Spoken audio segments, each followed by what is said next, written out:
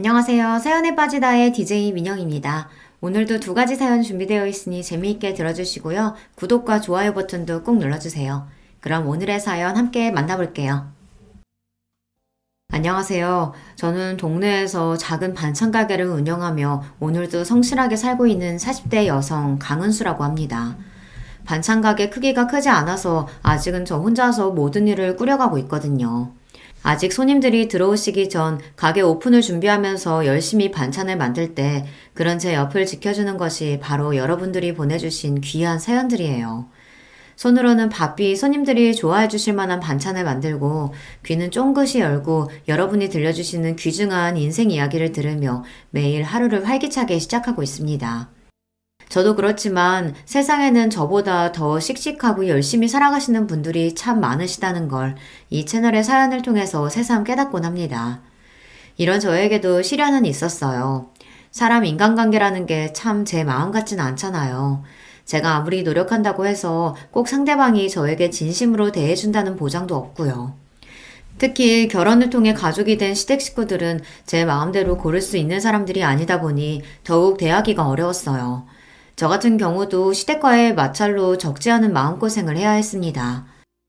사돈어른, 그래도 우리가 남도 아니고 우리 자식들이 결혼해서 인연 맺어 같이 사는 마당에 이렇게까지 모질게 구실 필요는 없잖아요. 지금 모질다고 했습니까? 내 딸 감히 이 지경 만들어 놓고 나한테 그런 소리가 나와요? 먼저 시작한 건 우리가 아니라 당신네들입니다. 사람 귀한 줄 모르면서 본인들 발등 찍어봐야 이제야 아픈 줄 압니까? 아유, 잘못했습니다. 정말 다시는 안 그럴게요. 그러니까 제발 한 번만 선처를 해주시면. 선처라니? 내 눈에 흙이 들어와도 그런 일은 없다. 내 딸 가슴에 대목 박은 인간들 절대 가만히 안 놔둘 테니 군말 없이 저지른 죄값 다 치르시오. 인생에 고난이 닥쳤을 때 그래도 믿을 수 있는 건 든든한 친정 부모님 뿐이더라고요. 특히나 저희 친정아버지가 아니셨다면 제가 그렇게 그동안의 한을 그리 속 시원하게 풀어낼 수 있었을지 하는 생각이 듭니다. 비록 부모님 가슴에 상처를 남게 해드려 죄송하고 또 죄송한 마음이지만 그럼에도 이런 못난 딸 자식 옆을 끝까지 지켜주신 친정 부모님께는 그저 감사할 따름이에요. 저는 어릴 적부터 일을 시작한 편이에요. 공부에 소질이 별로 없었던 대신에 제가 손재주는 제법 있는 편이었어요. 특히 제 적성에 맞는 건 요리였어요. 그렇다고 해서 무슨 양식이나 베이커리 같은 요리보다는 반찬류나 국, 찌개 같은 한식 반찬을 만드는데 흥미가 있었습니다.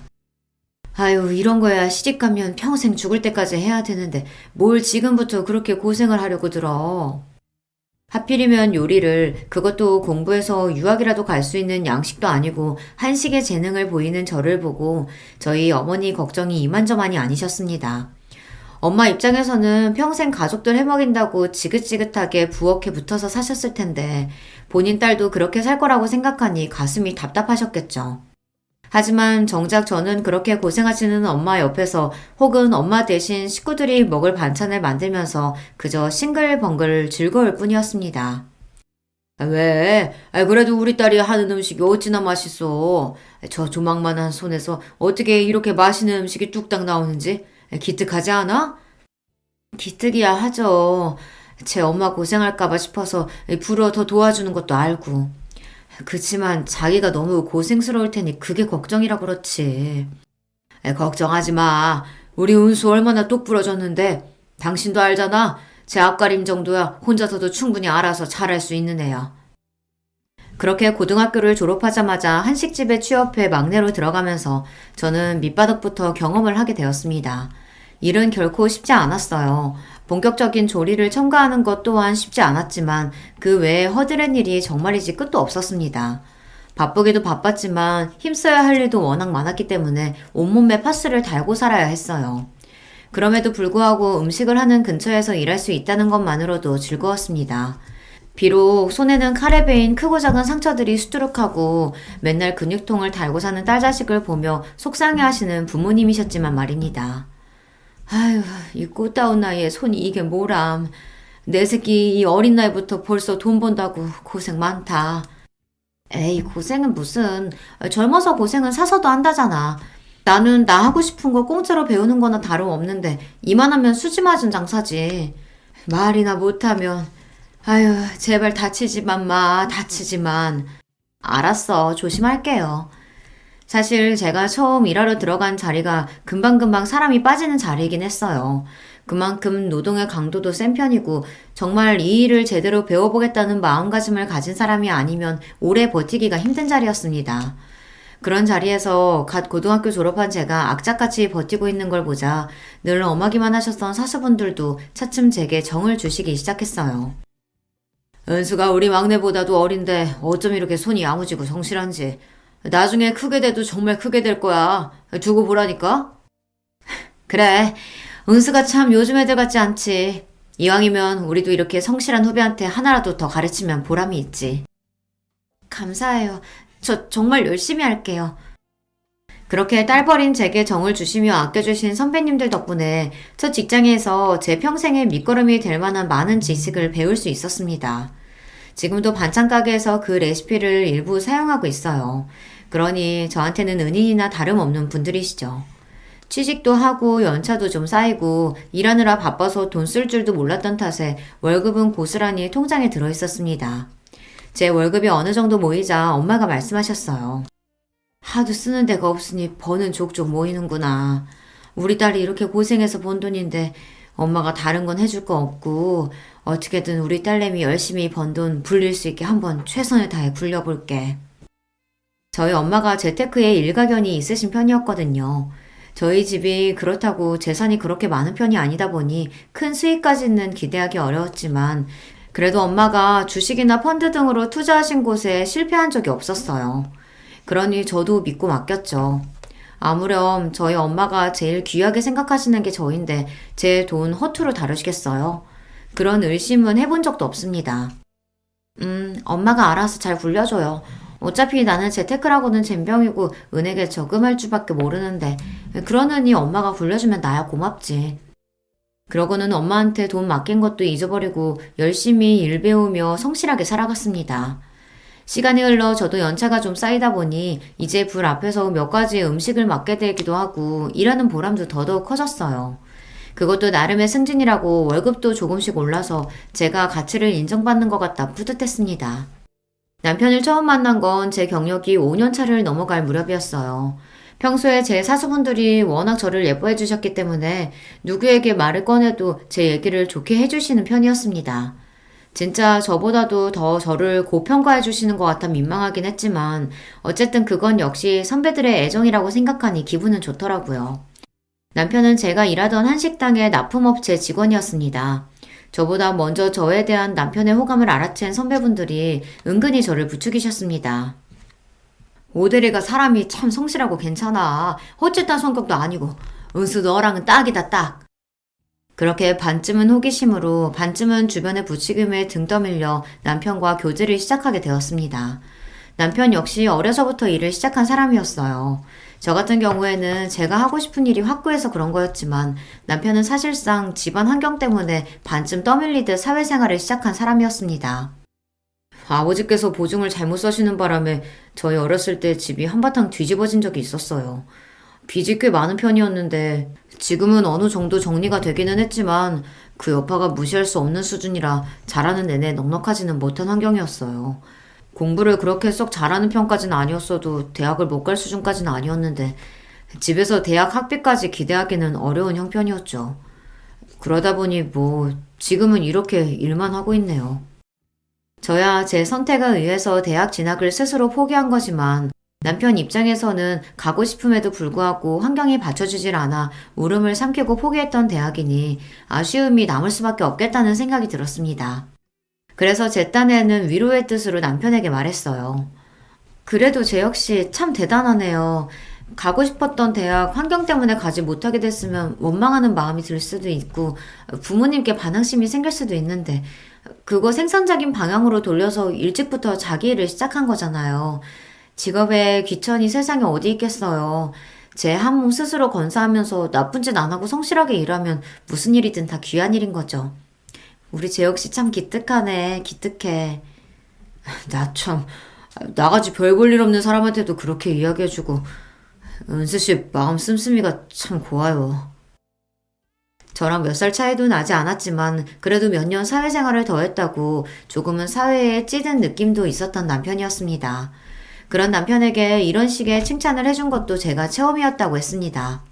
어쩜 제 자식이 가정 형편 때문에 이리 고생하는데도 부모가 한번 다독여주지도 않았는지 남편이 안쓰러운 마음이었습니다. 만난 지 5년이 넘어갈 무렵 갑작스레 아이가 찾아왔을 때도 당황스럽기는 했지만 불안한 마음이 들지는 않았습니다. 그만큼 제게 단단한 믿음을 준 남편이었으니까요. 오래 만나면서 양가에서도 저희 결혼을 이미 기정사실로 여기고 계셨기에 결혼까지 이르는데 걸릴 만한 것도 없었습니다. 너 배부르기 전에 웨딩드레스 입으려면 빨리 준비해야 돼. 더 미루려고 들지 말고 최대한 빠른 날짜로 잡아. 특히나 시댁에서 무서운 기세로 결혼을 밀어붙이셨습니다. 그런 거 치고는 아들 장가 보내면서 신혼집이나 혼수나 너무 인색하게 군다는 인상을 주는 시어머니긴 하셨지만요. 하지만 남편에게 그동안 들어온 바가 있었으니 솔직히 크게 기대한 건 없었습니다. 우리 집에서 해주는 게 너무 없어서 미안해. 아니야. 애초부터 뭐 그렇게 기대하는 게 있었던 것도 아니고. 이 나이 먹어서 결혼하는 건데 사는 건 우리가 알아서 해결해야지. 그래도 쟤 역시 지금껏 모아둔 거랑 내가 모은 거 합치면 우리 두 사람이랑 아이 지낼 정도의 전셋집 정도는 구할 수 있을 테니까 그것만 해도 얼마나 다행이야. 애초에 시댁에서 금전적인 지원은 바라지도 않았어요. 바란다 한들 뭐 돈 나올 구석이 있는 집이어야 나올 게 있죠. 어차피 기대를 하나 하지 않으나 도움받기는 글렀는데 괜한 기대로 마음 상할 일 만들고 싶지 않았습니다. 그렇게 반반 결혼을 하게 되었죠. 신혼집 전세금으로 들어간 돈도 반반, 가전으로 들어간 돈도 거의 반반이었습니다. 물론 뒤에서 저희 친정 부모님이 제게 따로 챙겨주신 것도 있었어요. 남편 집에서 워낙 해주는 것도 없는데 저희 집에서 먼저 나서기도 남편 입장에서 민망할 수도 있다는 생각이 들어 제가 별 말은 하지 않았지만요. 그래도 내 새끼 시집 보내는데 부모가 돼서 어떻게 아무것도 안 해줘. 이건 아빠가 따로 챙겨주니까 살면서 네가 필요한 일 있으면 주저하지 말고 써. 결혼해서 살다 보면 알게 모르게 돈 들어갈 일 적지 않아. 그럴 때 믿는 구석으로 이거라도 갖고 있으면 좀 나을 거야. 아빠 정말 감사해요. 생각지도 못하게 아빠한테서 제 명의로 된 통장을 하나 받게 되었습니다. 제법 목돈이 들어있었던 통장을 보자 딸내미 시집가서 고생하지 말라는 부모님 마음 씀씀이가 느껴져 마음이 찡해졌습니다. 그리고 말이다 은수야. 이건 네 남편이나 시댁 쪽에는 얘기하지 말어. 그러시면서 엄마가 저한테 통장 하나를 더 내미시더라고요. 그걸 펼쳐보고 제가 얼마나 놀랐는지 몰라요. 거기 찍혀있는 금액이 웬걸 무려 2억이 넘는 돈이었습니다. 엄마, 이 큰 돈이 다 어디서? 놀랄 거 없어. 이거 다 네 돈이야. 네 돈이라고. 제가 직장생활 5년차까지 모은 월급들 다 저희 엄마한테 맡겼다는 얘기는 이미 말씀드렸었죠. 그걸 엄마가 어찌나 살뜰하게도 불리셨는지 거의 원금의 1.5배가 넘는 돈으로 불려놓으신 거예요. 운이 좋았어. 마침 같이 재테크 공부하는 지인들이 좋은 정보 물어주는 바람에 너도 그렇지만 엄마도 덕 좀 봤다. 이거는 우리가 도와주는 거 아니고 오롯하게 네 돈인 거니 잘 갖고 있어. 괜히 남편이나 시댁에 얘기해서 헛바람 들게 하지 말고. 정말 살면서 이 돈 없으면 죽겠다 싶을 때 그럴 때나 써. 알았지? 나 진짜 생각도 못했어. 사실 엄마가 따로 돌려주지 않으셨으면 그대로 잊고 지나갈 수도 있었어요. 그래도 5년을 모은 월급이니 적은 돈은 아니지만 자식이라고 제가 지금까지 크게 해드린 것도 없는데 부모님 드린다고 해도 아깝지 않은 돈이었습니다. 왜 시집가면서 그때까지 번 돈 다 친정에 주고 가는 신부들도 있다고 하잖아요.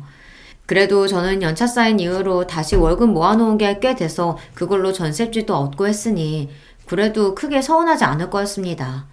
제 입장에서는 정말로 생각지도 못한 횡재였어요. 그렇게 든든하게 믿는 구석 챙기고 시집을 가게 되었죠. 아버지가 주신 돈과 엄마가 불려주신 돈을 합해서 2년 만기 적금으로 묶어두었습니다. 비록 전셋집이긴 해도 남편과 열심히 일해 함께 마련한 집도 있었고 아이 태어나면 이래저래 돈 들 때가 많겠지만 그래도 아직 목돈 들어갈 일이 급하지는 않았으니까요. 아이가 좀 더 크고 만약 아이가 또 생긴다면 지금보다 더 집 넓혀서 이사 가야 하니 그때 쓰더라도 늦지 않다고 생각했죠. 이건 남편에게 얘기를 해야 하나 말아야 하나 잠깐 고민이 되었지만 결혼 전에 친정 부모님께서 신신당부하셨던 말씀이 생각나 말을 삼켰습니다. 어차피 집 살 때 이야기해도 늦지 않을 거라고 생각했어요. 남편과 결혼을 하고 나서 정말로 한 식구가 되고 나니 그제야 시댁 사정을 자세하게 알 수 있게 되었습니다. 시댁에서 그동안 제대로 돈 번 사람이 남편밖에 없다는 건 이미 알고 있었어요. 그렇기 때문에 남편이 시댁 생활에 도움이 많이 되었다는 것 또한 알고 있었습니다. 시아버지는 남편 어릴 때 그렇게 크게 한번 실패하신 이후로는 집안에서 제대로 기도 펴지 못하시고 변변한 돈벌이도 제대로 하지 못하셨다고 하셨어요. 간간히 일이 들어올 때 일용직이나 짧게 일을 하시곤 했지만 정기적으로 일을 하시는 게 아니었기 때문에 늘 생활이 쪼들릴 수밖에 없었죠. 남편이 좀 더 공부하고 싶은 마음에도 눈물을 삼키며 취업 전선에 뛰어들어야 했던 것도 바로 그런 이유 때문이었습니다. 그러면 어머님은 따로 일하신 적이 없어? 어머니도 나 학교 다니고 할 때는 간간히 부업 같은 건 하셨어도 제대로 된 일 해보신 적은 없어. 당신 부모님들 열심히 사시는 거에 비하면 내가 참 당신한테 이런 이야기 하는 게 부끄럽다. 무슨 그런 소리라고 있어. 사정 모르고 결혼한 것도 아니고. 자기 본가 얘기가 나올 때마다 제 앞에서 주눅이 드는 남편이었어요. 자기 잘못도 아니고 그런 가족도 가족이라고 어떻게든 건사하겠다고 피땀을 흘리며 열심히 살아온 남편이었습니다. 제게 고개 숙일 이유가 하나도 없는데도 위축된 남편 모습이 가슴이 아팠어요. 한편으로는 아무리 사는 게 힘들어도 그렇지 자식을 둘씩이나 세상에 내어놓고는 부모로서의 책임도 제대로 지지 않는 시아버지나 시어머니가 조금은 원망스러운 마음도 들었습니다. 하지만 괜히 저까지 이런 이야기를 보태지는 않았어요. 가뜩이나 시댁 식구들 만날 일 있을 때마다 제게 미안해하는 남편에게 마음의 짐만 더 지어주는 꼴이 될 것 같았어요. 그래서 시댁에 대한 불만을 애써 삼켰습니다. 남편 밑으로는 나이 터울이 조금 나는 여동생이 하나 있어요. 제 입장에서는 시누이인 셈이죠. 저희 남편이 이렇듯 평생 어린 나이부터 자기 가족을 부양해야 한다는 무거운 짐에 짓눌려 살아온 것과는 달리 시누이는 본인 어머니 사랑을 독차지하며 자랐습니다. 좋게 말하면 명랑한 아가씨인 거고 있는 그대로 말하면 철딱서니가 좀 없었죠. 저희 결혼할 때만 해도 그래요. 엄마. 원래 형제들 결혼하면 혼수로 명품 가방 같은 거 하나씩 해주고 그러는 거 아니야? 가만히 있어. 시어머니 옆에서 쏙닥거리는 시누이였지만 그렇다고 그게 제 귀에 들리지 않을 정도는 아니었어요. 불어 저 있는 앞에서 들릴 듯 말 듯한 목소리로 말하는 것 자체가 저한테 바라는 바가 있었다는 거겠죠. 하지만 저희는 양가 집안 손 벌리지 않고 저희 힘으로 결혼과 관련된 모든 전반적인 준비를 해결하겠다고 공언을 한 상태였어요. 그렇기 때문에 양가 예단을 비롯한 자잘하게 들어갈 것들은 모조리 생략하기로 합의가 되어 있었습니다. 물론 그렇다고 해도 결혼하는 마당에 양쪽 부모님한테 아무것도 안 할 수는 없어서 부모님 포함 시누이까지 결혼식 날 입을 만한 좋은 옷 한 벌씩은 이미 다 해드린 참이었습니다. 저도 솔직히 어이가 없었지만 저보다는 제 옆에서 시누이 하는 꼴을 본 남편이 더 화를 냈습니다. 아무리 철이 없기로서니 집안 형편 뻔히 알면서 명품 가방 소리가 대체 어디서 나오는 거야? 저희끼리 남은 자리에서 평소 성격답지 않게 흥분하는 남편을 도리어 제가 달래야 했어요. 너무 그러지 마. 아직 나이도 어리고 이것저것 꾸미고 싶기도 할 나이잖아.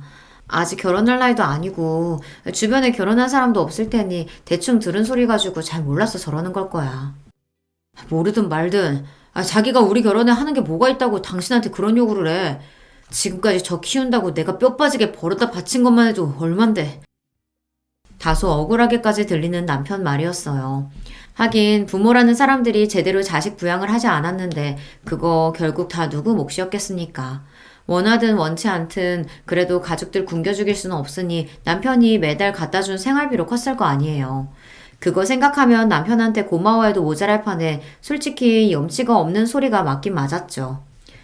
지금까지야 그래도 한 집에 사는 가족이라고 좋든 싫든 그래도 나 낳아준 사람들이니까 이러고 살았다곤 하지만 나 앞으로는 절대 이렇게 안 살아.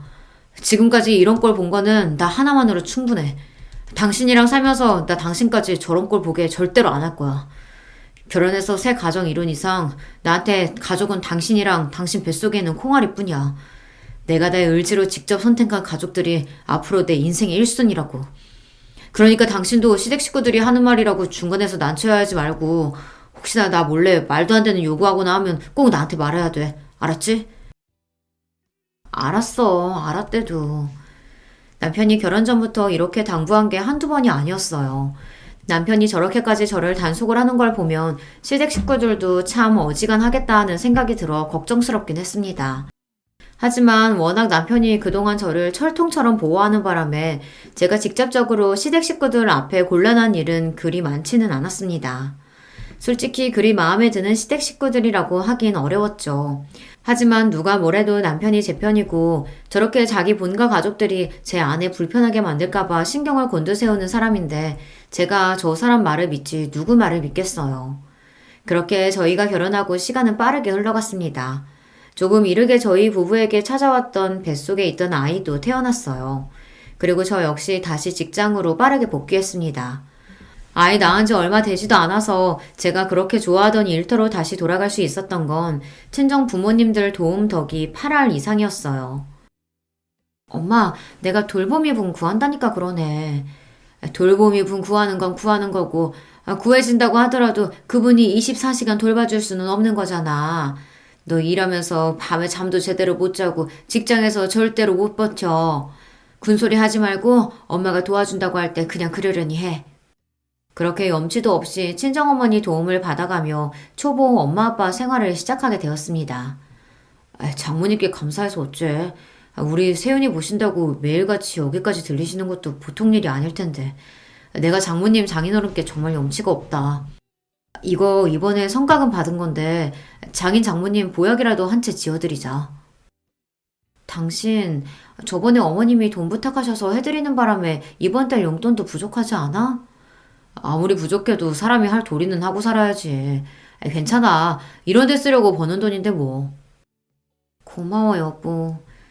저보다도 저희 남편이 더 살뜰하게 저희 친정 부모님을 챙겼습니다. 결혼 이후로 남편이 저희 친정 부모님에 대해 정서적 거리가 많이 좁혀진 것 같았어요. 저희 연애할 때도 남편이 부모님께 잘하긴 했는데요. 그래도 결혼 이후로는 태도가 더욱 호의적으로 바뀌었습니다.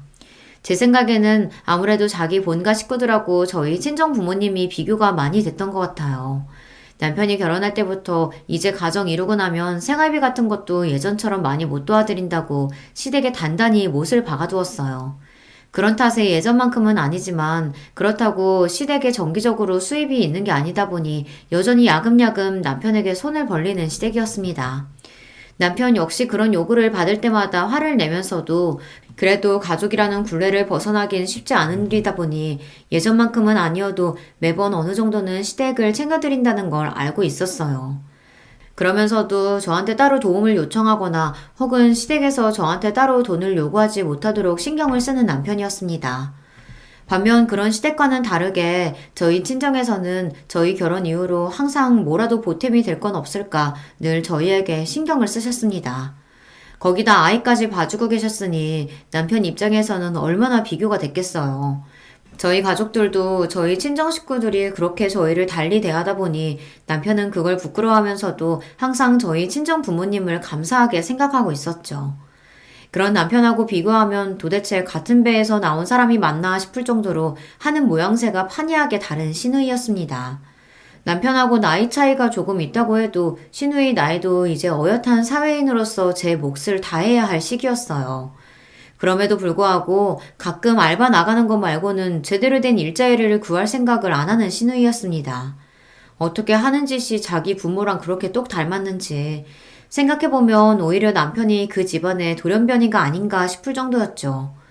제 오빠가 두 눈 시퍼렇게 뜨고 있는데도 몰래 눈치 봐가며 저한테도 몇 번 용돈을 타간 적이 있는 시누이였습니다. 언니, 내가 진짜 급해요.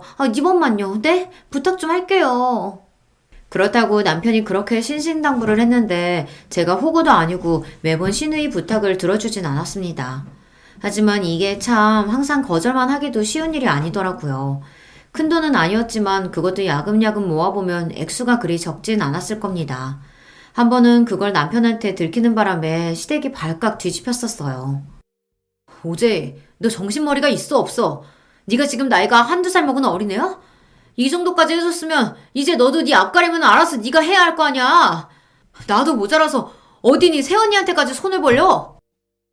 그래도 제 오빠 무서운 건 알았는지 찍소리도 못하고 뒤에서 저만 원망스러운 눈빛으로 바라보는데 솔직히 어이가 없었죠. 꼭 제가 제 오빠한테 일러바치기라도 한 것처럼 쳐다보는데 잘못은 자기가 했지 제가 했나요? 돈 쓰고도 좋은 꼴 못 보는 거 보니 제가 괜한 짓을 했다 싶었습니다. 그런 저를 보고 창피하지도 않은지 시어머니가 남편에게 소리를 빽 질렀어요. 아니, 얘가 가져가면 뭘 얼마나 가져간다고 애를 그렇게 쥐잡듯이 잡아. 재혁이 너도 참 그러는 거 아니다. 네 가정 생겼다고 네 동생이랑 어미의 아비는 어떻게 살든 신경도 안 써? 내가 널 어떻게 키웠는데? 어떻게 키우다뇨. 나한테 그런 소리 하면 안 되죠. 그러는 나야말로 지금까지 어떻게 살았는데. 그간의 서름이 터졌는지 원망을 쏟아놓는 남편 눈시울이 붉어졌습니다. 이러다 또 괜히 내 남편만 상처받지 싶어 얼른 끼어들어 말렸어요. 여보, 그만해. 그만하고 가자, 응? 내가 나 하고 싶은 거 포기해가며 그동안 이만큼 했으면 됐지. 간신히 이룬 가족까지 깨트리고 싶어서 그래요? 도대체 나한테 왜 이러는 거야? 그렇게 따지면 우리라고 뭐 서운하는 거 없는 줄 알아? 예, 내 아들이 너랑 결혼하고 나서 우리한테 얼마나 찬바람이 쌩쌩 부는지 뒤에서 네가 부추기기라도 한 거 아니야? 어머니! 남편이 경악에 찬 목소리로 소리를 질렀습니다. 할 거면 나한테만 해요. 나한테만. 이 사람까지 잡으려 들지 말고. 며느리 보기 창피하지도 않아요? 난장판도 이런 남장판이 없었습니다. 자식 이렇게 서럽게 해서 좋을 게 뭐라고 대체 시어머니의 심리 상태를 이해할 수가 없었어요. 그러면서도 철딱선이 없는 자기 딸은 얼마나 감싸는지 막내딸만 자식이고 저희 남편은 자식이 아니랍니까? 똑같이 자기 배로 낳아놓고 누군 밑빠진 독에 물 붓듯이 퍼주기만 하고 누구는 없는 형편에도 저리 철딱선이 없이 구는 걸 감싸주기까지 해요. 10손가락 깨물어 안 아픈 손가락 없다 하더니 시어머니한테는 딱히 그런 것도 아닌 모양이었습니다. 하필이면 그 덜 아픈 손가락이 사랑하는 제 남편이라는 게 가슴이 아팠어요. 가족에 대한 원망이 켜켜이 쌓여 있으면서도 쉽게 가족을 버리지도 못하는 남편이 그동안 얼마나 상처를 받았을지 속이 상했습니다. 내가 정말 이런 꼴까지 보이고 싶진 않았는데 당신한테 이런 못 볼 꼴까지 보여서 정말 미안해. 그치만 앞으로는 제이한테 아무것도 해주지 마. 오늘도 봤지? 자기가 받은 건 생각도 못하고 저 좀 듣기 싫은 소리도 듣는다고 원망하는 것 좀 봐. 해줘봤자 감사할 줄도 몰라. 당신까지 괜한 짓 하지 마. 알았어. 내가 잘못했어. 그날 다친 남편 마음을 달래주느라 꽤나 애를 먹어야 했습니다. 마음 같아서는 남편이 시댁과 연을 끊었으면 싶었어요. 하지만 남편이라고 왜 그러고 싶지 않았겠습니까? 그게 차마 쉽지 않으니 남편도 지금까지 이렇게 시달리며 살아온 거였겠죠. 답답한 마음이 들긴 했지만 과연 나였으면 매몰차게 부모지간의 연을 끊을 수 있었을지 생각해보면 저 역시 쉽게 대답할 수는 없었습니다. 그렇게 여전히 대면대면하고 약간은 감정이 상해 있는 상태로 시댁과는 거리가 벌어져 있었어요. 불어 제가 시댁하고 가깝게 지내고 싶은 마음도 없었지만 남편이 워낙 도끼눈을 뜨고 쳐다보고 있으니 제가 그러려고 했다 한들 그럴 수도 없었을 거예요. 그러던 와중에 뜻밖의 소식이 들려왔습니다. 바로 시누이의 결혼 소식이었어요. 아니 아가씨 어쩌려고? 지금까지 변변하게 일해놓은 것도 없고 당연히 모아놓은 돈도 없는데 무슨 돈으로 결혼을 하겠다는 거야? 제이 걔애 가졌다더라. 뭐? 그러니까 시누이도 혼전 임신을 했다는 겁니다. 더 기가 막히는 건 시누이의 남편이 될 사람도 일정한 직업이 없다는 거였어요. 대번에 걱정부터 되더라고요. 솔직히 시누이가 잘 살든 말든 그거 자체는 그렇게 신경 쓰이지 않았어요. 그만큼 정이 있었던 것도 아니었고요. 하지만 그리 귀하게 여기는 시누이 반지하 월세방에서 신혼살림 시작하게 생겼는데 시어머니가 어디 가만히 있겠습니까? 결국은 제 남편을 들들 볶으려들 텐데 그 생각을 하니 골이 깨지는 기분이었습니다. 소식을 듣고 걱정하긴 저희 친정 부모님 역시 마찬가지였어요. 아유, 사돈댁은 대체 어쩌려고 그런다니? 없는 형편에 딸 자식 시집을 어찌 보내려고? 또 우리 오서방만 잡으려 드는 거 아닌가 몰라. 이번에는 그 사람도 마음 단단히 먹었는지 어린 반푼어치도 없는 소리라고 하는데 어떻게 될지는 가봐야지. 그렇다고 동생이 결혼하는데 손윗사람이 돼가지고 아무것도 안 하고 손 놓고 있을 수만 없잖아. 아유, 또 오서방이 속이 어지간히 썩겠어. 너도 그렇고. 이미 시댁 돌아가는 꼴이 어떤지는 진작 알고 계신 친정 부모님이셨기 때문에 얼굴에 수심이 드리워지셨습니다. 예상했던 것처럼 얼마 지나지 않아 시어머니가 은근히 저희를 들쑤시기 시작했어요. 예, 그래도 동생이 시집 가는데 아무것도 안 들려보낼 순 없잖니. 걔가 지금 홀몸도 아니고. 그건 어머니가 알아서 하셔야죠. 저는 지금까지 제가 낳은 자식도 아닌 걔 이만큼 키워놓은 것만 해도 제 할도리 넘치게 했어요. 너는 또 말을 그렇게 서운하게 해? 예, 네 남편 말하는 것 좀 봐라. 너도 애 생겨서 결혼했잖아. 그러면 이해를 좀 해줘야지. 지금 제 이 마음이 얼마나 불안하겠어? 지금 누구랑 누굴 비교하는 거예요? 이 사람은 어릴 적부터 열심히 일하면서 자기 앞가림 똑 부러지게 한 사람이에요. 쥐뿔 가진 것도 없으면서 덜컥 애부터 생겨서 제 오빠한테 살림살이 내놓으라고 하는 애랑 비교를 해요? 그렇게 딸 자식이 안쓰러우면 부모인 어머니가 해결하세요. 지금까지 제가 갖다 드린 돈 다 어쩌셨는데요? 그거 한두 푼도 아닌데 생활비 쓰고도 알뜰하게 모았으면 애 혼수 보탬 정도는 되잖아요. 그거 다 어쩌셨는데요? 그러자 시어머니가 우물쭈물 말했습니다. 아니, 식구가 셋인데 돈 쓰려고 하면 그거라고 넉넉해? 그나마도 너 장가 들고 나서는 오만 눈치 다 보게 만들더니. 그렇게 제 눈치가 보기 싫으셨으면 직접 나가서 돈을 버시던가요? 남편이 버럭 소리를 지르는 바람에 그 대화는 그걸로 끝이 났습니다. 그러고 나서 신우이가 살살 저희 집으로 들락날락 거리더라고요. 이 집구석에서 돈 나올 구석이 저희밖에 없으니 어떻게든 저희 구슬리는 것 말고는 도리가 없었겠죠. 남편은 그런 신우이를 냉랭히 대했지만 돈까지 해주는 건 아니라 하더라도 제 입장에서 집에 찾아오는 신우이한테 문을 안 열어줄 수도 없잖아요. 그렇게 불편한 시간이 쌓여갔습니다. 언니가 말 좀 잘해주면 안 돼요? 곧 언니 조카도 태어날 건데. 말 맞다나 곧 엄마가 될 사람이 여전히 철딱서니가 없는 게 사람 복장을 뒤집어지게 할 지경이었으나 이번만큼은 남편도 호락호락하지 않았습니다. 저 역시 뭐 예쁘다고 도와주자는 소리가 쉽게 나오겠어요. 와중에 친정어머니로부터 전화가 와서 잠시 전화를 받으러 발코니로 나왔습니다. 엄마 왜요? 은수야, 다름이 아니라 우리 세준 집에서 급하게 이사를 나가야 한다고 해서 보증금을 빼줘야 할 것 같은데 엄마 아빠 돈 묶어놓은 게 있어서 당장은 빼주기가 어렵거든. 한 달 정도 좀 돈 좀 용통해 줄 수 있을까? 풀리는 대로 바로 이자까지 쳐서 돌려줄게. 이자는 무슨, 엄마 아빠가 우리한테 해주는 게 얼만데. 아 맞다, 나 결혼 전에 엄마 아빠가 준 돈 적금으로 묶어놓은 거 이번에 만기돼요. 3억 가까이 되니까 보증금 내주는데 문제 없을 거야. 내가 조만간 은행 들려서 해결할게. 고맙다. 우리 딸내미밖에 없네. 무슨 고맙기는. 항상 내가 고맙지. 그렇게 기분 좋게 통화를 마치고 거실로 돌아오는데 신우이가 허둥질둥 돌아갈 채비를 하더라고요. 아가씨 가시게요?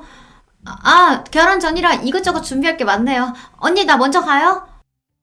그러고 급하게 나가는데 혹시 엄마랑 통화한 걸 들었나 싶더라고요. 돈 얘기 들으면 눈 뒤집힐 거 빤하니까 일부러 발코니 문도 닫고 통화했는데 설마 들었겠나 싶었습니다. 하지만 제 이런 생각이 얼마나 아니랬는지 깨닫는 데는 불과 며칠이 걸리지 않았어요. 너 적금 탄다며? 한두 푼도 아니고 3억이나 되는 돈을 받으면서 어른한테 이야기도 안 해? 저희 집까지 쳐들어와서는 마치 저한테 맡겨놓은 돈 찾는 것처럼 구는 시어머니였습니다. 시어머니 뒤로 고개만 빼꼼 내밀고 숨어있는 신우이는 덤이었죠. 제가 조심을 한다고 했는데 어떻게 저 적금 탄다는 소리를 들었는지 그 소리 듣고 눈이 뒤집혀서 헐레벌떡 제 어미한테 달려간 거였어요. 저는 기가 막혔습니다. 제가 적금 타는 걸 어머니께 보고해야 할 필요는 없죠. 얘 말하는 것 좀 봐. 어떻게 그럴 필요가 없어. 그게 다 내 아들 돈일 텐데. 저도 모르게 너무 기가 차서 헛웃음이 나왔습니다. 이게 왜 그 사람 돈이에요? 이거 제가 결혼 전에 모은 돈이에요. 그 사람하고 같이 모은 돈이라고 한들 어머니가 이렇게 맡겨놓은 돈이라도 된 것처럼 하실 권리는 없지만 결혼 이후로 모은 돈은 한 푼도 들어가지 않은 순전히 100% 제 돈이라는 말씀이에요. 그동안 제가 열심히 일하면서 모은 거 저희 부모님이 열심히 불려주신 제 돈이에요. 그 말을 듣는 순간 책 잡을 거리가 떨어져서인지 멈춰서서 당황해하는 시어머니였습니다. 하지만 이내 다시 뻔뻔하게 저에게 외쳤어요. 그래도 우리 집에 시집 왔으면 그것도 다 우리 재산인 거지. 너 그 돈 좀 써야겠다. 제가 너무 어이가 없어서 대꾸도 못하고 경악한 표정으로 쳐다보고 있자 시어머니가 또다시 뻔뻔하게 입을 열었습니다. 넌 네 시누이가 결혼하는 거 뻔히 알면서 그 큰 돈을 타서 입 싹 씻고 넘어가려고 했어? 니들이 안 해주면 얘 홀몸도 아닌데 길바닥에 나앉게 생겼어. 어떻게 오랍이고 올케라는 인간이고 이렇게 매정할 수가 있는지? 아휴, 애 신혼집이라도 좀 해주게. 그 적금 타면 나한테 가지고 와라. 이쯤 되니까 저도 좋은 말로 해서는 안 되겠더라고요. 결혼 후 처음으로 시어머니 앞에서 큰 소리를 쳤습니다. 제가 왜 그걸 가지고 가요? 어머님이 저 이 돈 모으는데 단 한 푼이라도 도와주신 거 있으세요? 무슨 권리로 저한테 돈을 내놔라 마라 하시는 거예요? 정말 창피하지도 않으세요? 지금까지 제 남편이나 저한테 야금야금 가져간 돈만 해도 적지 않은 액수인데 이제는 아무 상관도 없는 제 돈까지 욕심내세요? 바락바락 대드는 제 목소리에 시어머니 얼굴이 불그락 푸르락 변했습니다. 그러더니 손바닥을 확 쳐들어 제 뺨을 내리쳤어요. 저도 너무 놀라서 온몸이 덜덜 떨렸습니다.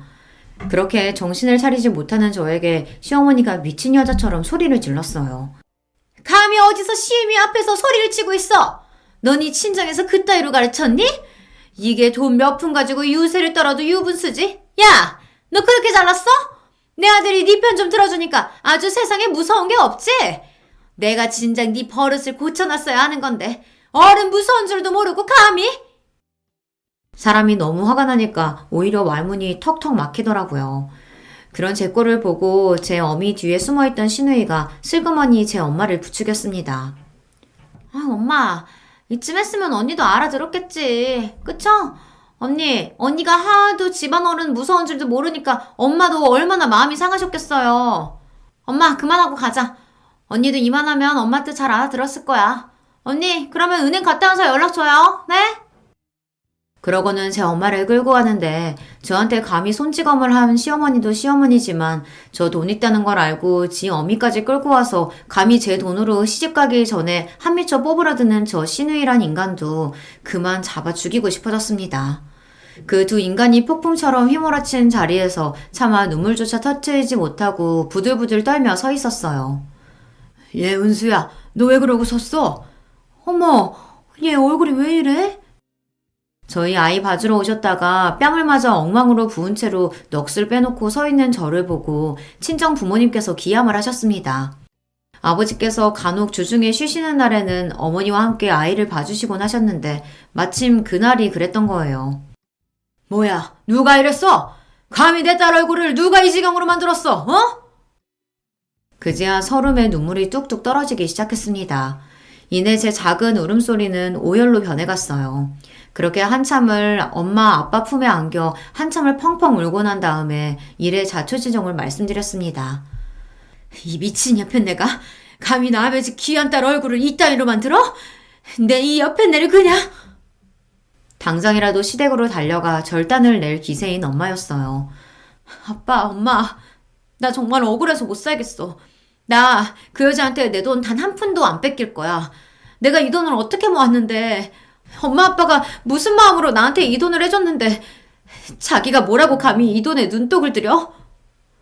분노를 참지 못하고 있는 대로 악을 쓰는 저를 보고 저희 친정아버지 눈이 지글지글 끓어올랐습니다. 걱정 마라 은수야. 걱정하지 마. 네 시모라는 여자 절대로 네 돈에 손 못 댄다. 이 아빠가 절대로 그 꼴 두고 보지 않아. 무언가를 결심하신 듯 아버지 눈이 형형하게 빛났습니다. 그날 남편이 돌아올 때까지 제 곁을 지켜주시던 친정부모님께서 그 여자가 제게 저지른 만행을 고스란히 남편에게 알렸습니다. 어떻게 당신한테 이럴 수가 있어? 자라는 내내 자식 서럽게 만든 것도 모자라서 어떻게 당신한테 손찌검을 해? 사람이 어떻게... 남편 역시 제 어머니가 제게 손을 댔다는 사실을 알고 분노를 주체하지 못했습니다. 그런 남편을 보고 아버지께서 한 말씀 하셨어요. 자네, 끝까지 우리 편, 딸 편 들어줄 자신 있어? 자네 모친 등지고 우리 딸 편 들어줄 자신 있냐고. 은수와 결혼 결심했을 때부터 제 진짜 가족은 은수였어요. 저도 더는 이런 패까지 부리는 사람 제 가족이라고 감싸면서 못 살겠습니다. 울분에 가득 차 제 아버지 앞에서 맹세하는 남편이었습니다. 저 사람마저 제 편이 아니었다면 저 정말 억울해서 숨도 제대로 쉬지 못했을 거예요. 그렇게 서로 얼싸하는 저희 부부를 보시며 아버지께서 말씀하셨죠. 그럼 됐다. 그거면 됐어. 나머지는 이 아버지가 다 알아서 할 테니까 너희는 그 여자 연락 받아주지 말고 기다리고 있어. 그러고는 단박에 자리를 박차고 일어나시는 아버지셨습니다. 모르긴 몰라도 절대 조용하게 지나갈 수 없으리란 예감이 강하게 들었죠. 저희 아버지가 평소에 다정하고 상냥하신 분이기는 해도 한번 마음먹은 것은 집요하게 물고 늘어지시는 분이셨습니다. 그런 성격 탓에 업무적으로도 아버지를 신뢰하시는 동료분들이 많았고요.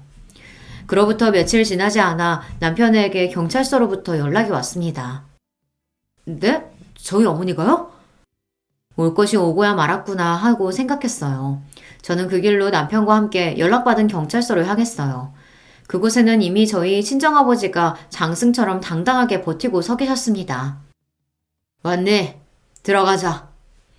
앞서 들어가신 아버지를 따라 저희 부부도 경찰서 안으로 들어갔어요. 그러고는 차가운 유치장 철장 안에 갇힌 시어머니를 목도하고 말았죠. 재혁아, 얘 아가, 나 좀 꺼내줘. 이 엄마 좀 꺼내다오. 어? 뭐예요? 대체 무슨 짓까지 했길래 여기서 이러고 있는 거예요? 제 어미에 대한 일말의 동정심도 없는 말투로 남편이 싸늘하게 물었습니다. 곁에 서 있던 남편에게 연락을 준 형사가 말했어요. 불법 도박장에서 현장 검거당하셨습니다. 여기 들어오면서부터 얼마나 시끄럽게 난리를 치던지 아주 정신이 없어 죽겠어요. 그 말에 남편 눈이 휙 돌아버렸습니다. 도박? 지금 도박이라고 했어요?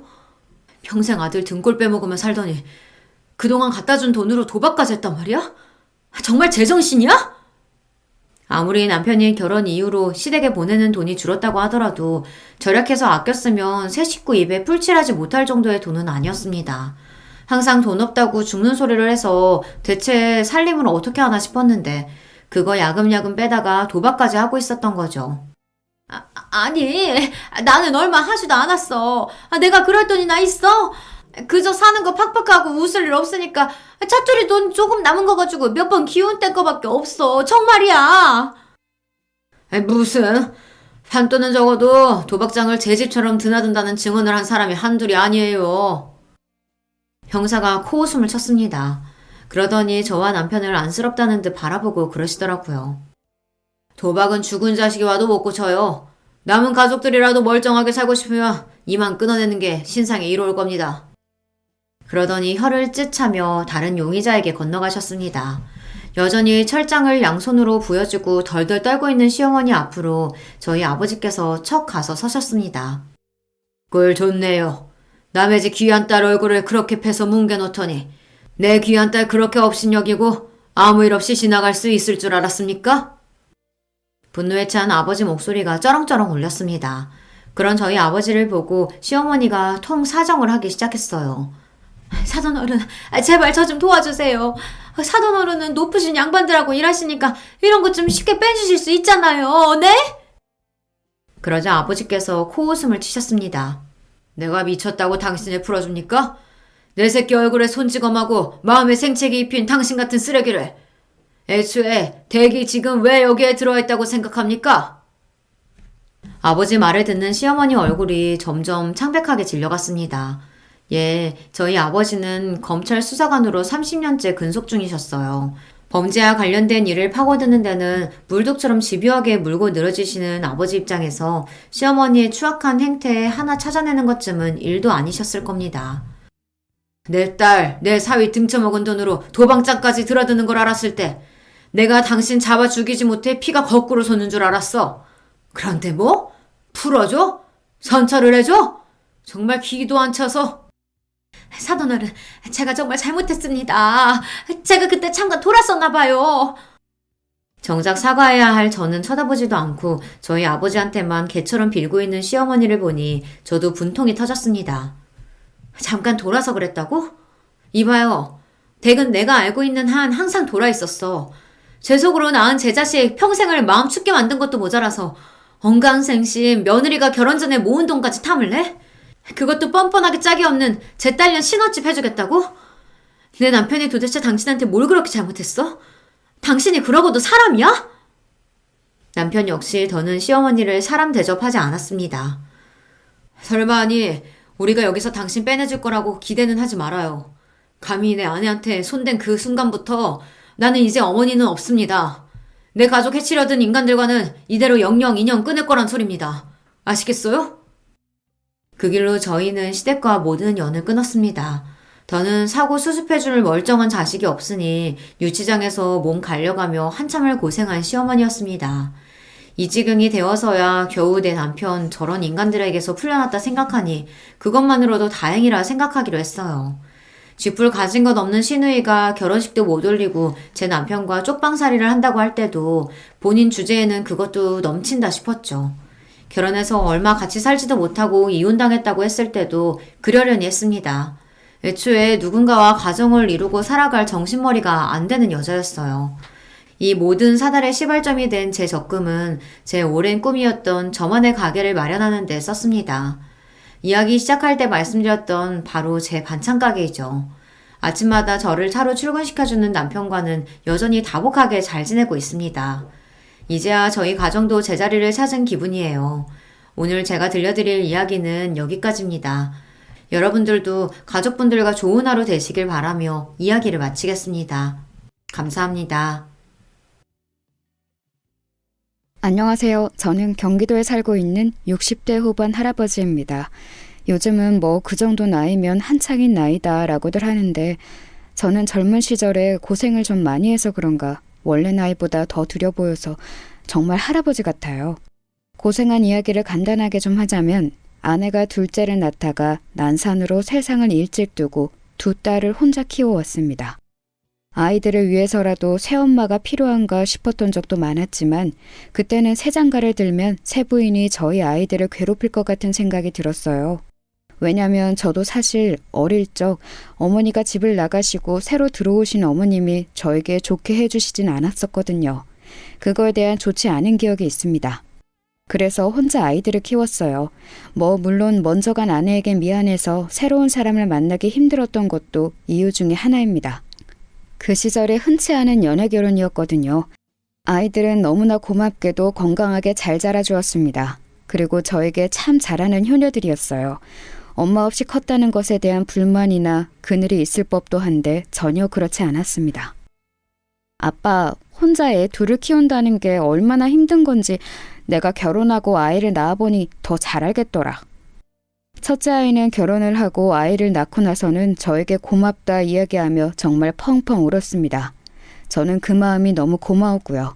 젊은 시절부터 안 해본 일 없이 다 해가며 고생한 덕에 여기저기 아는 사람들이 참 많았고 그런 사람들의 덕을 많이 보며 살았습니다. 아이들을 혼자 키운다고 여기저기서 반찬도 많이 해주고 또 아이도 봐주시는 분들도 많았고요. 물론 저도 받고만 살았던 건 아닙니다. 도울 일이 있으면 언제나 제일 먼저 뛰어가서 도왔어요. 한 번은 옆집에 살던 친한 아우의 집에 갔다가 그 친구의 목숨을 살려준 일도 있었습니다. 심근경색으로 쓰러진 걸 제가 빨리 발견해서 살려냈었거든요. 병원에 도착해서 치료를 받는데 의료진들이 정말 2, 3분만 더 늦게 왔어도 큰일 났었을 거라고 하더군요. 다행스럽게도 그 아우는 별일 없이 회복했고 그 집안 사람들은 저를 정말 은인으로 생각했어요. 형님, 정말 제가 평생의 은인으로 모시고 이 빚은 정말 두고두고 갚겠습니다. 그 아우는 원래 참 부지런하고 열심히 사는 친구였는데 그런 사람들이 언제나 성공을 하잖아요. 그 아우도 크게 성공해서 지금은 저희 지역에서는 모르는 사람이 없는 중견기업을 운영 중입니다. 한 그룹의 사주가 된 거죠. 늘 형님 필요하신 거 있으면 편하게 이야기하라고 했지만 사실 누군가에게 부탁을 하고 하는 일을 편하게 하는 편의 사람은 아니라서 늘 말만으로도 고맙다고 했었습니다. 주변에 그런 사람들만 있어 그런지 저는 참 인복이 많다 생각하며 살았습니다. 첫째 사위도 참 좋은 사람이었거든요.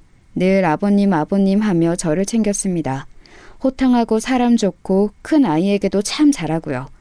아이들이 제 아빠를 따르는 것만 봐도 좋은 남자에게 시집을 잘 보냈구나 싶어 참 마음이 놓였어요. 문제는 둘째 사위였습니다. 어느 날 결혼을 하겠다고 둘째가 데려온 사위감이 참 마음에 들지 않았습니다. 무엇보다 딸아이에게 막대하는 것 같은 그 태도가 마음에 들지 않았어요. 어른 어려운 줄 몰라 하고 말도 생각나는 대로 다 뱉는 그 성격도 말입니다. 민정이랑 저랑 결혼하는 게 복이죠. 좋다고 하도 그래서 제가 결혼해주는 거거든요. 어느 부모가 귀하게 키운 딸이 그런 소리를 함부로 하는 사위에게 시집을 보내고 싶어 하겠습니까? 저도 저지만 지 언니도 동생을 말렸어요. 언니가 매번 말했잖아. 네가 더 좋아하는 사람이랑은 결혼하면 안 된다고. 너를 더 좋아하는 사람을 만나라고. 근데 나는 저 사람이랑 결혼하고 싶어. 내가 좋아하는 사람이랑 사는 게 행복한 거지. 좋아하지도 않는 사람이랑 결혼을 왜 해? 둘째는 정말 막무가내였어요. 분명히 고생할 게 뻔해 보였기 때문에 저와 큰아이가 번갈아가며 타이르려 했지만 소용없었습니다. 그럼 연애를 좀 더 해보고 결혼을 하는 게 어떻겠니? 그러다 저 사람이 마음 바뀌면 어떡해? 지금도 내가 졸라서 하자고 하는 건데. 그니까 그건 졸라서 하는 결혼은 하는 게 아니라니까. 너무 좋은 걸 어떡해. 나 저 사람이랑 결혼 못하면 죽을 것 같단 말이야. 도저히 설득이 되지 않았어요. 허락해주지 않으면 도망이라도 가서 결혼하겠다 으름장을 놓는 작은 딸에게 져줄 수밖에 없었습니다. 자식 이기는 부모가 어딨겠어요. 결혼하고 철드는 남자들도 많으니까. 나는 진짜 모르겠어. 아직도 안 했으면 좋겠는데. 내가 잘 교육해볼게. 모든 집안 식구들의 걱정을 한 몸에 받으며 작은 딸은 그렇게 모두가 달가워하지 않는 결혼을 했어요. 도대체 그래서 일은 언제 시작한다고 하던? 내가 자리 소개시켜 줄 수 있다고 말은 전했어? 그중 제일 마음에 들지 않는 것이 바로 제 밥벌이를 제대로 하지도 또 제대로 할 생각도 없어 보인다는 것이었어요. 작은 딸이 혼자 벌어 집안 생활을 책임졌습니다. 그럼에도 불구하고 자기 남편에게 큰 소리 한번 제대로 못하는 것 같아 보였어요. 정말 속이 터졌지만 매번 이렇게 말하는 통에 간섭을 할 수가 없었습니다. 다들 절대 그 사람한테 싫은 소리 하지 마. 나 진짜 그 사람 없이는 못 산단 말이야. 큰아이는 그 모습에 답답해 죽으려 했고 저는 너무 속상했지만 그래도 뭐 어떻게 할 수 있는 방법이 없었어요. 그러던 중에 작은 아이가 임신을 했습니다. 그러면서 더 이상 일을 하지 못하게 되었어요. 원래 작은 아이가 주는 돈으로 집에서 놀고 먹던 둘째 사위가 어느 날 저에게 와서 그러더군요. 아버님이 소개시켜 주신다는 그 회사가 어떤 회사인가요? 드디어 일할 마음이 생겼나 싶어 기뻤습니다. 아이 아버지가 되면 철이 드는 경우도 있다고 하더니 사람이 달라지나 보려구먼. 그리고는 제가 목숨을 살려줬던 그 친구 회사에 부탁해 취직을 시켜줬어요. 물론 그 회사 사주가 저와 지인이라는 이야기는 작은 사위에겐 하지 않았습니다. 아직은 믿음이 완전히 가지 않았기 때문에 그걸 무기 삼아 회사에 혹여 피해를 줄까 싶었거든요. 하지만 걱정과 달리 작은 사위는 회사에 잘 적응하는 듯 했어요. 전에 듣기로는 일도 곧잘 한다고 하더군요. 진짜 정신을 차렸나 보네. 사람 고쳐 쓰는 거 아니랬는데 나는 아직 더 봐야 할 것 같아. 그래도 요즘은 형님 하면서 나한테 연락도 자주 해. 다음 주에 술 한잔 하기로 했는데? 거기서 당신이 요즘 무슨 생각을 하고 사는지 좀 물어나 봐. 그리고 며칠 뒤 큰아이가 전해주기로는 작은 사위가 자기도 이제 한 가정의 가장이 된다는 실감이 확 들면서 책임감이 생겼다고 하더라는 말을 했다고 하더군요. 아이의 아빠가 된다는 걸 가볍게 생각했었는데 작은 아이를 따라간 산부인과에서 아이 심장 소리를 들으니 자기가 이제 진짜 아빠가 된다는 생각과 함께 인생을 대하는 마음가짐이 확 바뀌었다고 말이죠. 정말 반가운 소식이었습니다. 그래서 그 뒤로는 큰 사위와 작은 사위를 불러 셋이서 종종 술도 마시며 잘 지냈어요. 셋이서 이렇게 술 한잔 하는 날도 오네요. 그러게나 말이네. 제가 그동안 너무 격조했죠. 앞으로는 이런 자리 자주 가져요. 그렇게 평화로운 나날들이 지속됐습니다. 이제는 정말 좋은 일만 있을 줄 알았어요. 하지만 그건 섣부른 판단이었습니다. 어느 날부턴가 집에 가만히 앉아있는 것이 좀이 쑤시기 시작했어요. 원래 워낙 젊었을 때부터 이런저런 일을 많이 하고 쉬지 않고 살아왔던 탓에 좀만 오래 쉬어도 좀이 쑤셔왔거든요. 원래 일하던 회사에서 정년퇴직을 하고 이제는 고생하지 말고 쉬라는 딸들의 잔소리를 들으며 좀 쉬려 했지만 도저히 안 되겠더라고요. 제가 목숨을 구해줬다는 이웃집 아우와는 자주 만나서 술을 한 잔씩 하는 편인데 자기 회사 1층에 경비분이 갑자기 쓰러지셔서 병문안을 갔다 왔다는 이야기를 하더군요. 자네가 진짜 대단하네. 경비 쓰러진 걸로 사주까지 병문안 가는 회사가 어딨어? 원래 사람을 잘 대해야 오래 가는 거예요, 형님. 그렇지. 제가 인복이 있잖아요. 그러니 사람에게 더 잘해야죠. 형님도 제복이고. 그렇게 이야기를 나누고 있다가 문득 생각이 들었습니다. 그럼 그 경비 보시던 분은 어떻게 되시는 건가? 그만두시는 건가? 아프다는 이유로 그만둬라 하는 그런 짓은 못하죠. 당분간 병가 처리할 건데 그 사이에 잠시 일해주실 분 구하는 것도 골치인가 보더라고요. 언제부터 언제까지만 일해라 이렇게 사람 구하는 것도 제 경영 철학에서 벗어나는 거고. 그럼 내가 그분이 돌아오실 때까지 거기서 일하는 건 어떨까? 형님이요? 괜찮으시겠어요? 뭐 어때? 힘든 일도 아니고 안 그래도 좀이 쑤셔 죽는 줄 알았는데 잘 됐지. 형님이 하시고 싶으시면 그러세요. 근데 사위가 일하는 회사에 경비로 일하는 게 괜찮으시겠어요? 그런 거 부끄러워하고 그러지 않아. 나도 사위도 이제 철이 많이 들었어. 사람 됐다니까. 그거 참 다행한 일이네요. 그럼 형님이 일하시고 싶으실 때부터 나오세요. 제가 말해두겠습니다. 그렇게 당분간은 제가 거기서 일을 하기로 이야기가 되고 나서 아이들에게 말을 했어요. 그랬더니 딸들은 다들 펄쩍 뛰더군요. 사서 고생을 왜 해요? 이제 저희가 용돈도 드리고 다 하는데. 그리고 아버지가 돈이 없는 것도 아니고. 네, 이제는 좀 편하게 지내세요.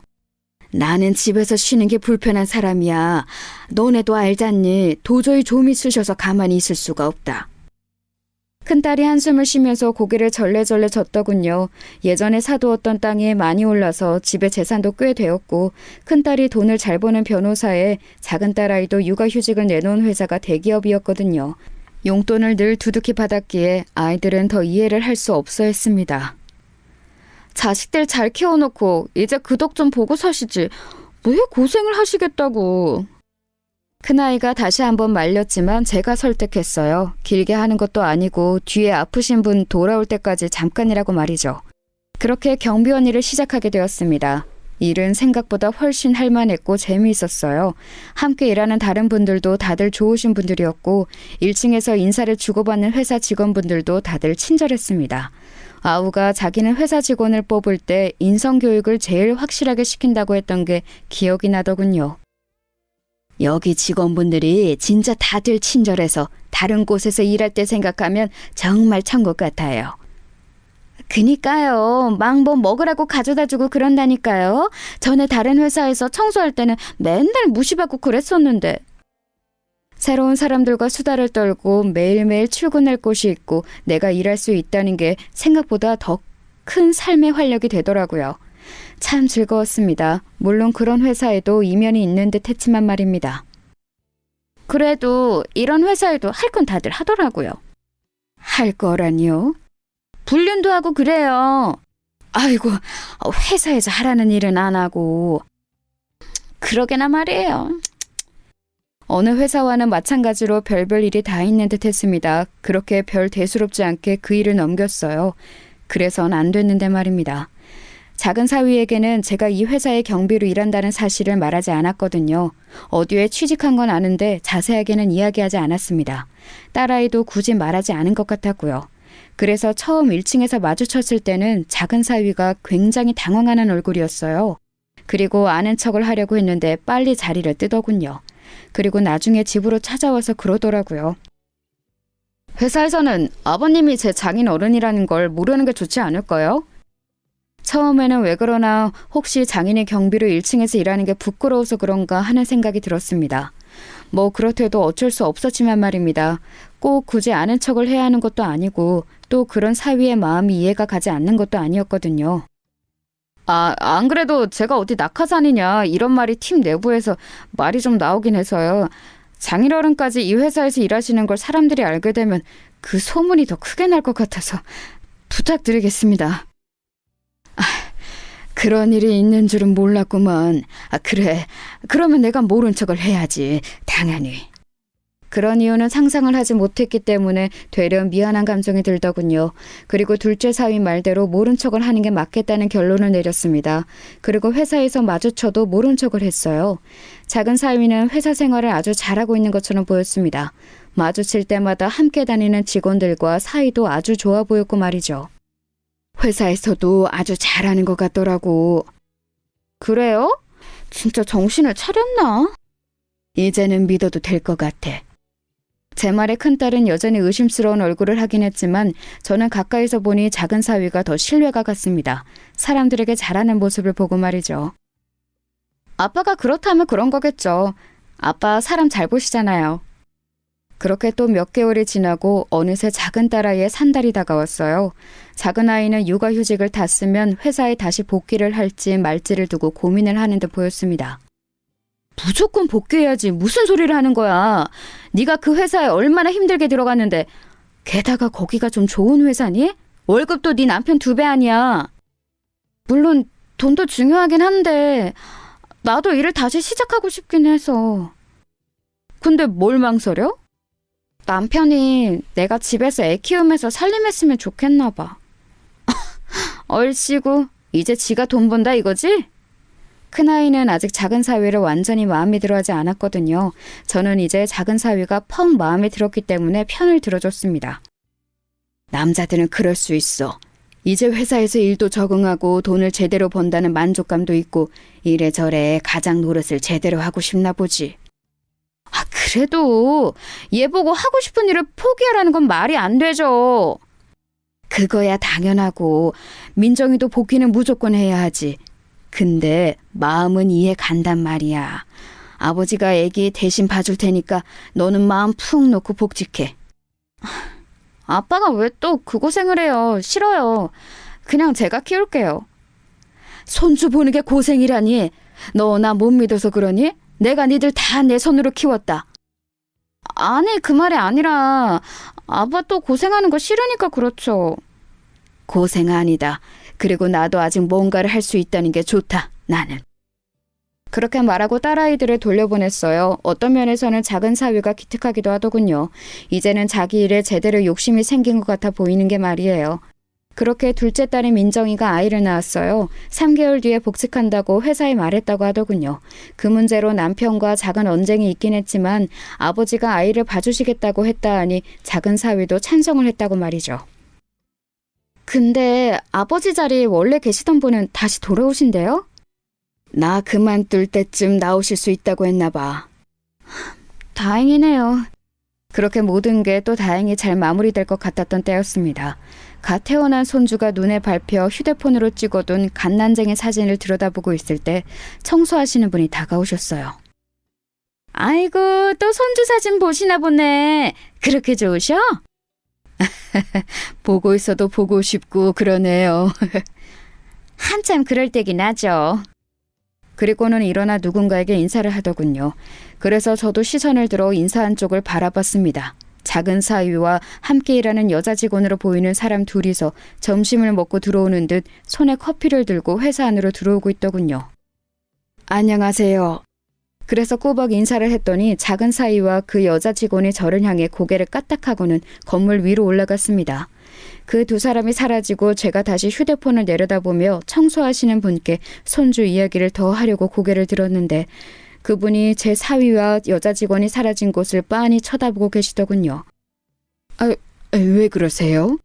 그랬더니 눈을 여전히 그곳에서 떼어내지 못한 채 앉으며 속삭이듯 말하더군요. 저 사람들이잖아요. 네? 뭐가요? 왜? 제가 전에 우리 회사에 유명한 불륜 커플이 있다고 했잖아요? 네. 그게 저 둘이에요, 저 둘. 그 말을 듣는 순간 머리를 누구한테 한 대 맞는 기분이 들었습니다. 전에 이야기했던 그 맨날 붙어먹는다는 불륜 커플이 제 사위라니요. 믿을 수가 없었습니다. 에이, 그거 확실한 거요? 제가 애써 부정하려는 듯 묻자 청소부가 단호하게 말하더군요. 저 둘 맞아요. 이미 회사에서는 아는 사람들은 다 알걸요? 그리고 저 둘이 비상구에서 쪽쪽거리는 걸 내가 봤는데 그때부터는 사실 어떤 정신으로 거기에 앉아서 그 이야기를 듣고 있었는지 정확하게 기억이 나지 않아요. 둘 다 유부남 유부녀인데 간독하지. 지들은 아무도 모르는 줄 알걸요? 사실 다 알고 뒤에서 수근거리는데 둘인 법인카드로 모텔도 간다고 막 직원들이 떠드는 것도 들었다니까. 이씨! 어디 가요? 그대로 회사를 나와 작은 딸을 보러 갔습니다. 왜 그랬는지는 모르겠지만 당장 딸아이의 얼굴을 봐야 할 것 같았어요. 하지만 병원에 도착해서는 병실 안으로 들어가지 못한 채 한참을 앉아 있었습니다. 그렇게 얼마간을 앉아 있었을까요? 누군가가 다가오는 느낌에 고개를 들었어요. 작은 사위더군요. 장인어른?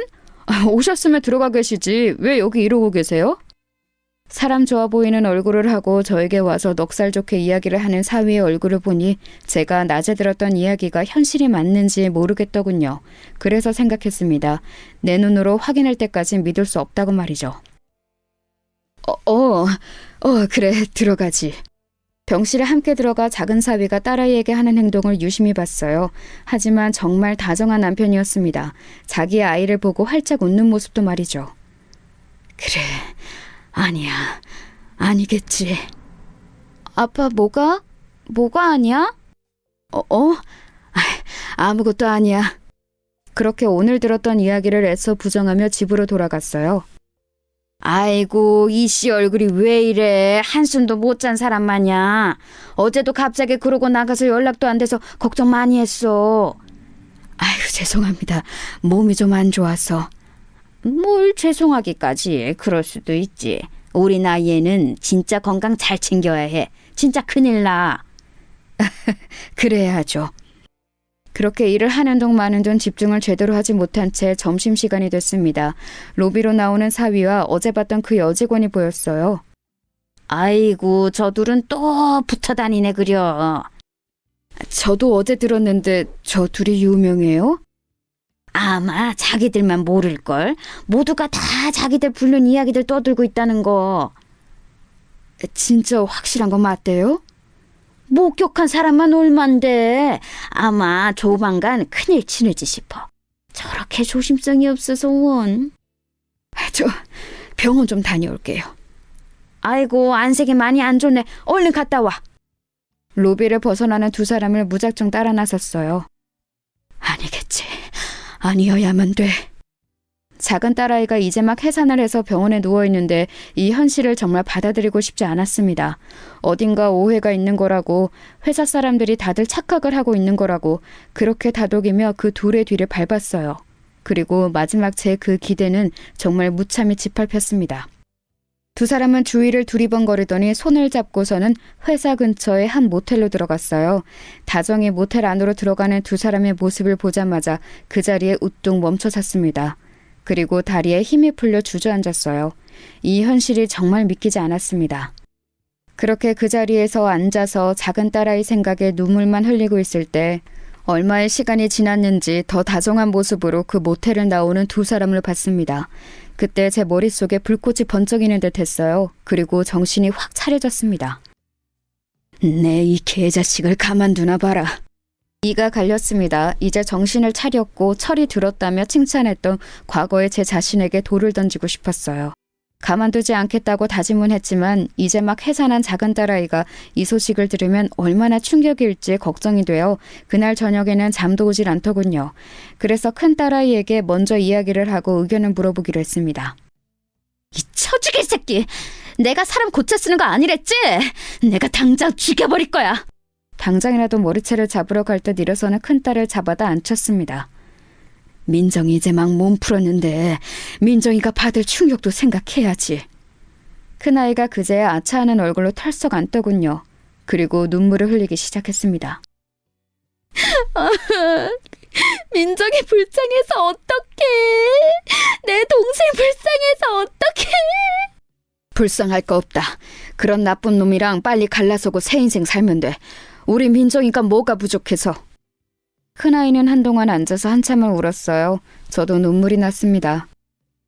그래도 이렇게 모른 척 넘어갈 수는 없는 일이에요. 그거야 당연하지. 제가 민정이랑 이야기해 볼게요. 괜찮겠니?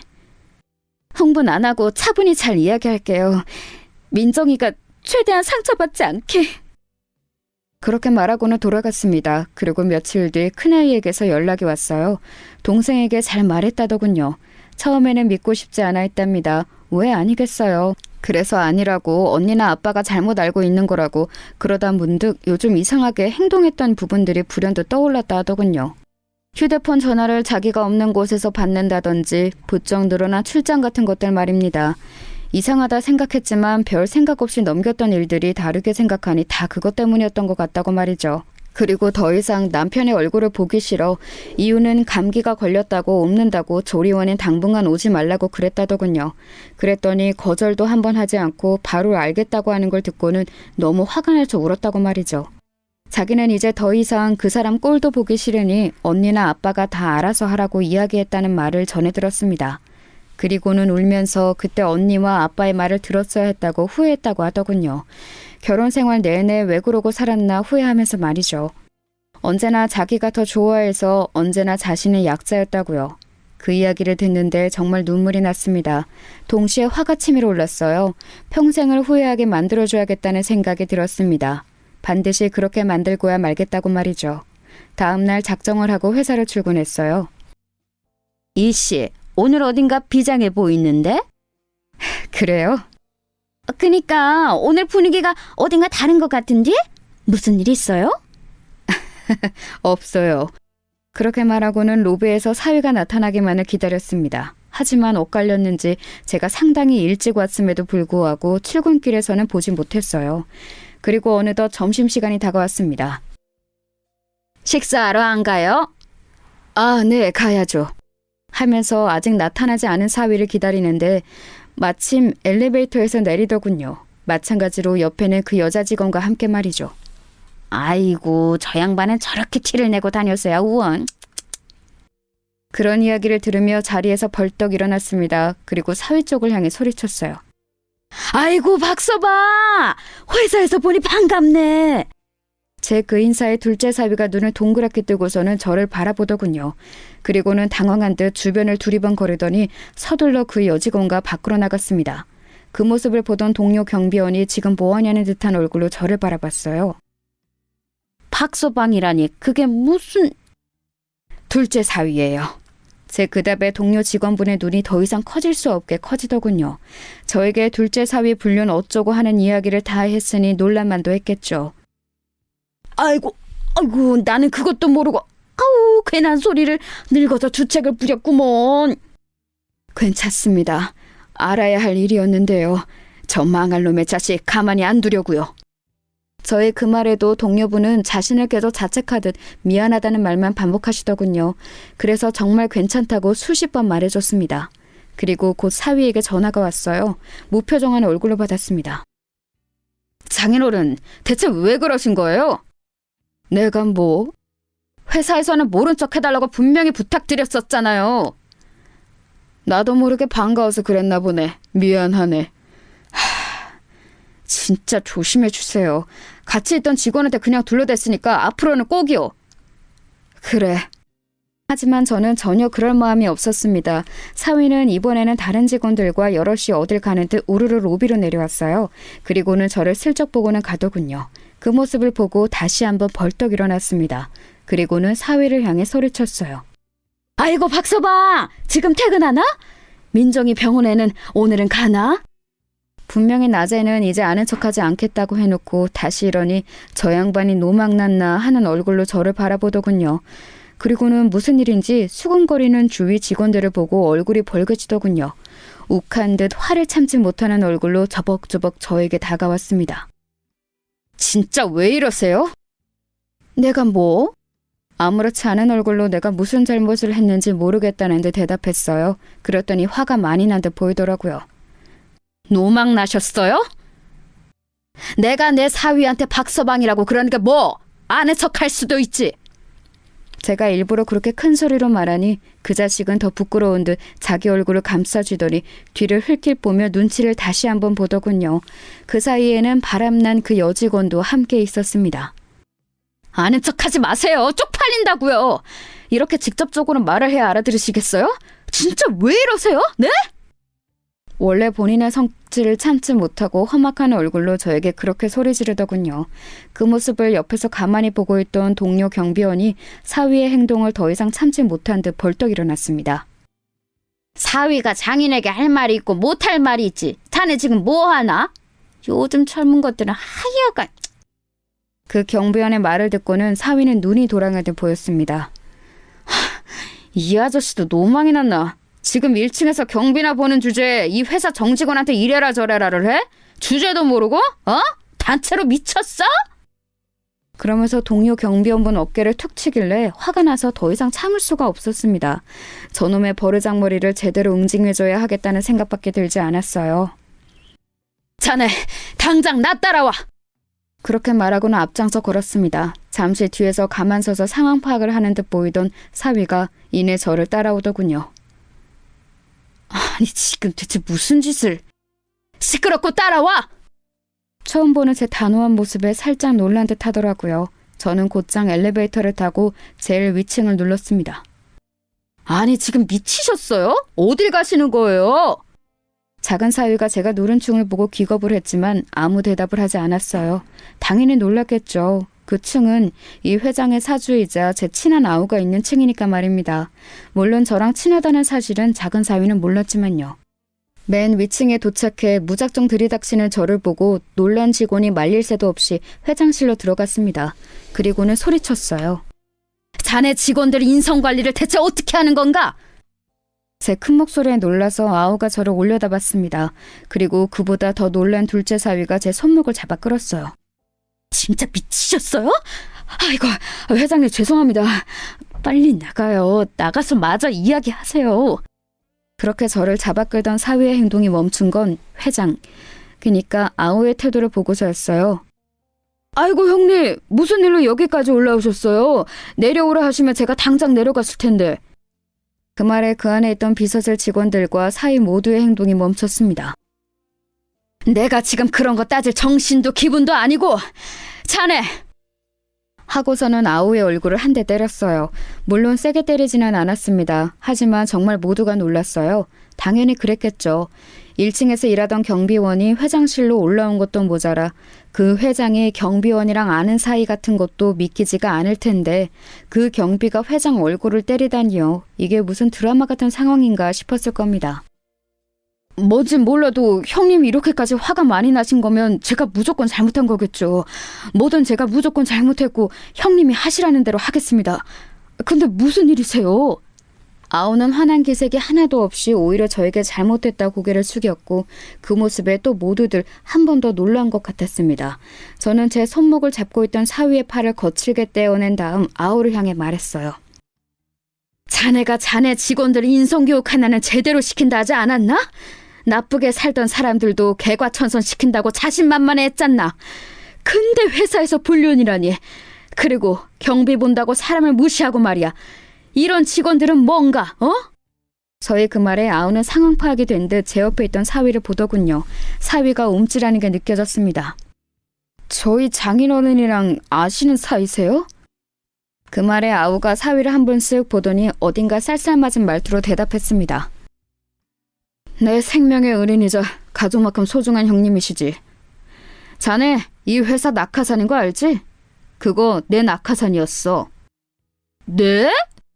작은 사위는 정말 몰랐다는 듯 눈이 휘둥그레졌습니다. 그리고는 그때부터 제 눈치를 보며 설설 기기 시작하더군요. 장인어른, 제가 정말 잘못했습니다. 뭔가 오해가 있으신 것 같으니 그건 저랑 따로 푸시고 일단은 고정하세요.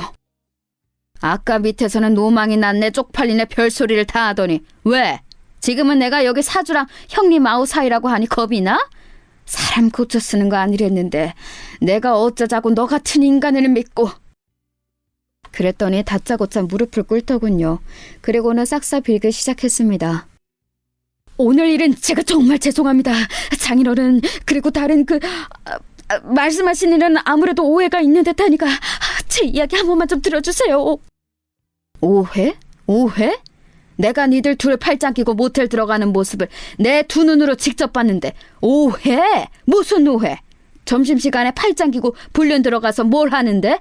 뭘 했길래 오해야? 그렇게 말했더니 그 자리에서 굳더군요. 그것까지 제가 본 건 정말 예상하지 못했던 일이었나 보더라고요.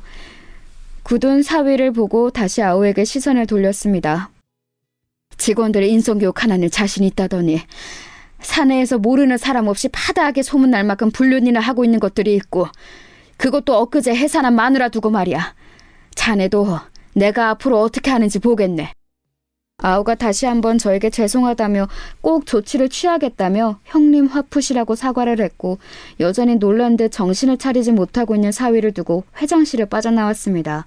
비서실 직원들과 무슨 일인지 보러 온 다른 직원들 몇몇이 앞에 서서 이 모든 일을 보고 있더군요.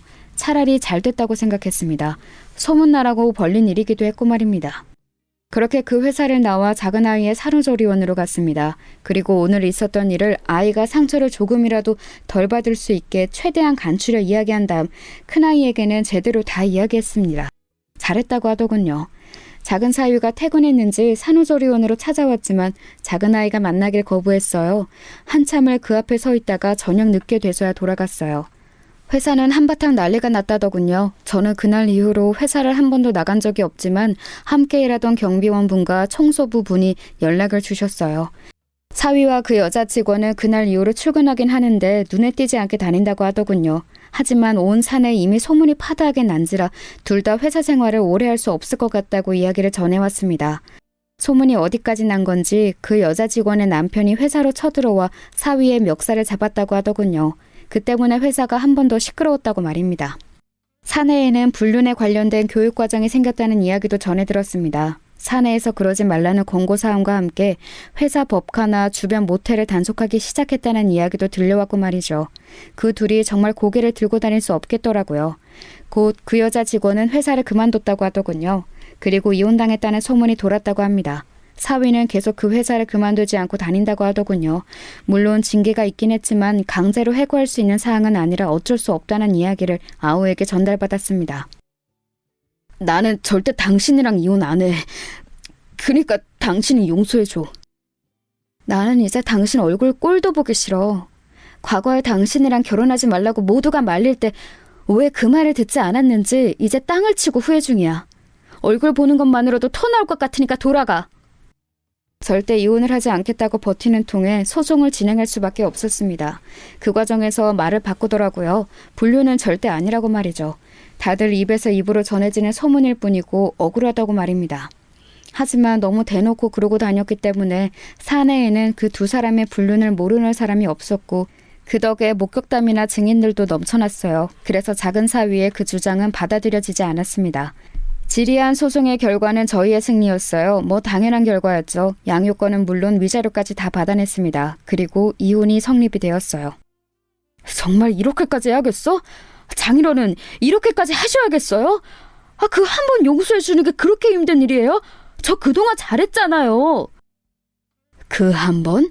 자기 마누라 애 가진 동안에 장인어른이 소개해준 회사에서 여자랑 붙어먹은 게 한 번 용서해 줄 일이야? 그게 용서받을 수 있는 일이라고 생각하나? 정이란 정은 다 떨어져서 당신 얼굴 보는 것도 역겹다고 했지. 난 당신이랑 절대 다시 못 살아. 그러니까 그냥 포기하고 돌아가.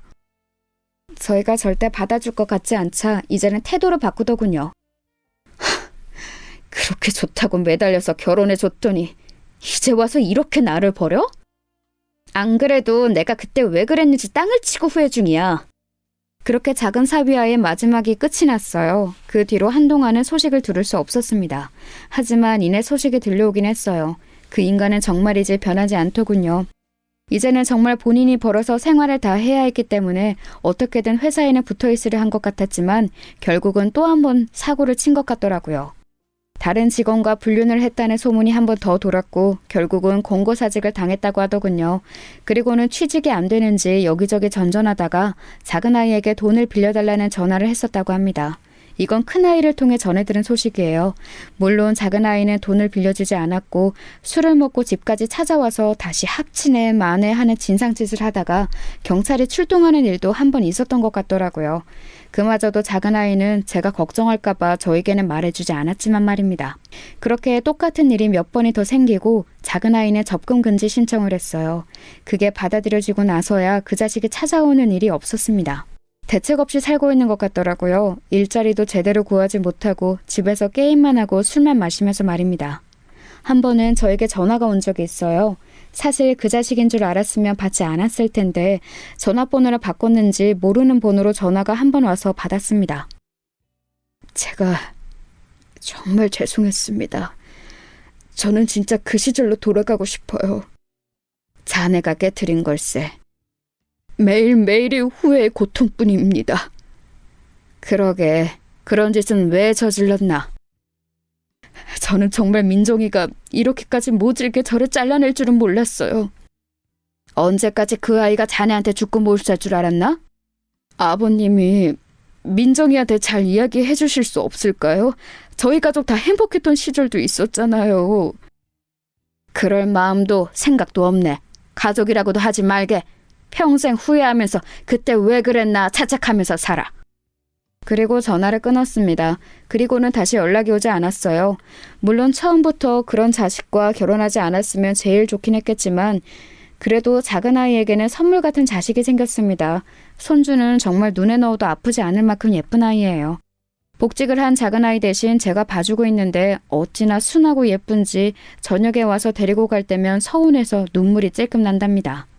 저희 집은 그렇게 평화를 되찾았습니다. 작은 아이는 복직을 해서 즐겁게 회사를 다니고 있어요. 다행히 적응을 다시 잘하고 있는 것 같더라고요.